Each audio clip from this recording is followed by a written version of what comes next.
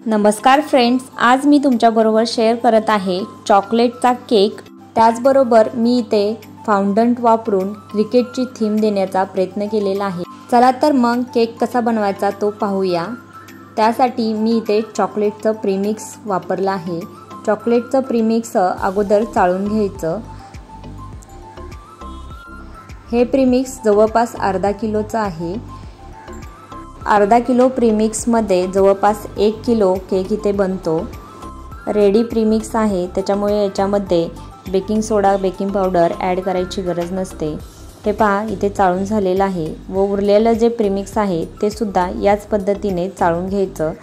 ते चाळून झाल्यानंतर याच्यामध्ये 1 चमचा तेल घालायचं, जे आपण जेवणाला वापरतो ते। त्याचनंतर 1 चमचा चॉकलेट इसेन्स वापरायचं व त्यानंतर पाणी घालत जायचं। आपल्याला पाण्याची जेवढी गरज आहे त्यानुसार पाणी याच्यामध्ये घालत जायचं।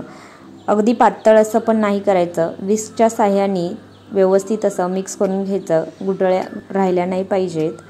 हे पहा, बॅटर इथे बनलेलं आहे। कमी पाण्यामध्ये हे बॅटर बनतं। थोडंसं घट्टच ठेवायचं बॅटर। टीनला मी अगोदरच डस्टिंग करून घेतलं होतं। आता टीनमध्ये हे काढून घ्यायचं व 2-3 वेळा टॅप करून घ्यायचं। आणि हा केक मी ओव्हनमध्ये बेक करण्यासाठी ठेवून दिला। त्यानंतर हे डार्क चॉकलेट घ्यायचं। डार्क चॉकलेटना थोडंसं असं कट करून घ्यायचं। आता उन्हाळा असल्यामुळे ते पटपट कट होत जातं, कडक नाही आहे, अगदी नरम असं झालेलं आहे। जवळपास हे डार्क चॉकलेट 200 ग्रॅम आहे।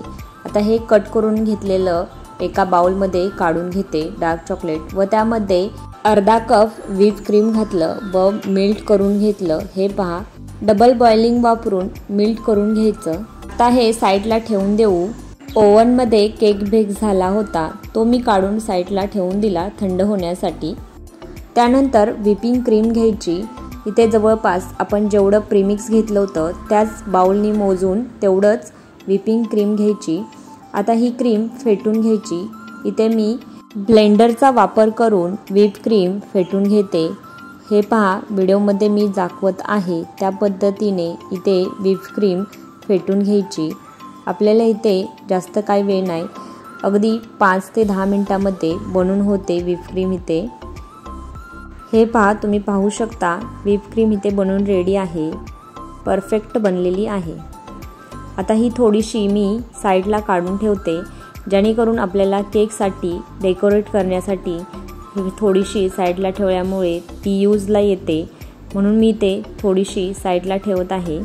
आता ही साईडला काढून घेतलेली व्हिप क्रीम फ्रीजमध्ये ठेवून द्यायची, जेणेकरून मेल्ट होणार नाही व आपण चॉकलेट जे मेल्ट करून घेतलं होतं ते व्हिप क्रीममध्ये पूर्ण घालून घ्यायचं आणि पुन्हा ब्लेंडरनी हे आपण मिक्स करून घेणार आहे।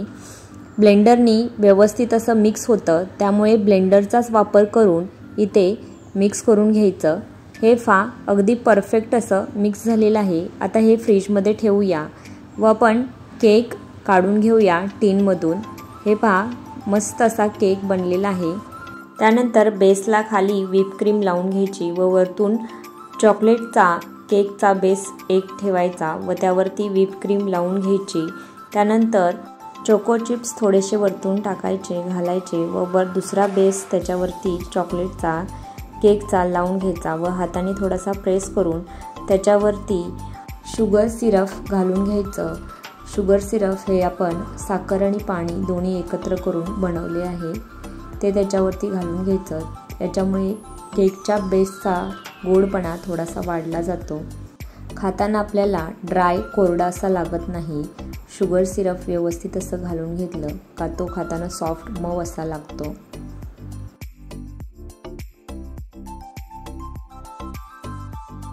शुगर सिरप घालून झाल्यानंतर याच्यावरती व्हिप क्रीम लावून कोटिंग करून घ्यायचं।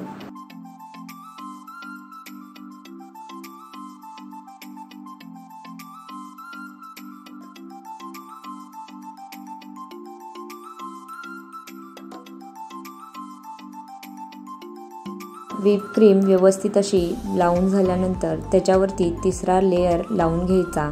त्यावरती सुद्धा आपल्याला शुगर सिरप घालून घ्यायचं आहे। शुगर सिरप व्यवस्थित असं घालून घेतल्यावर व्हिप क्रीम व्यवस्थित अशी बसते। इथे मी तुम्हाला एक गोष्ट सांगायची की केक बनवण्याचा मी काही कोर्स केलेला नाही, त्याच्यामुळे केक माझा परफेक्टच असेल असं नाही, थोडाफार इकडे तिकडे असेल, पण मी केक बनवण्याचा प्रयत्न करत असते. आणखी एक गोष्ट ती म्हणजे हा केक मी चुलत दिरांच्या मुलासाठी बड्डेचा केक हा बनवत आहे.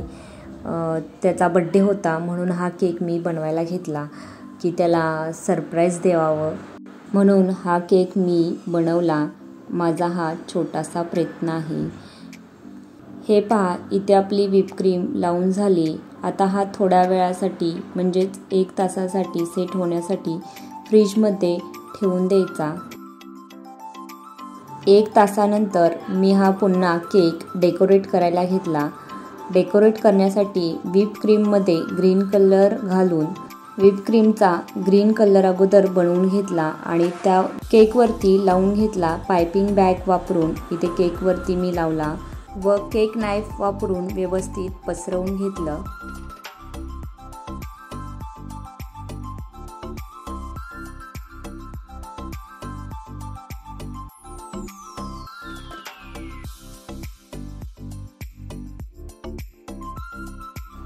फाउंडंटपासून मी ते शर्ट बनवलेला आहे.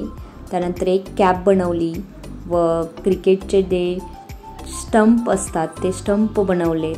त्याचबरोबर एक बॅट बनवले व एक बॉलसुद्धा बनवला आहे.